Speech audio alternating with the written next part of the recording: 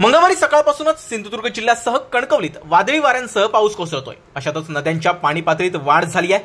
याचा फटका कणकवली आठवडा बाजाराला बसलाय। कणकवली आठवडे बाजार नेहमीच गजबजलेला असतो, मात्र गावातून येणाऱ्या ग्राहकांना अतिवृष्टीमुळे बाजारात येणं शक्य होत नाहीये। त्यामुळे भर मंगळवारी आठवडा बाजारात शुकशुकाट पाहायला मिळाला।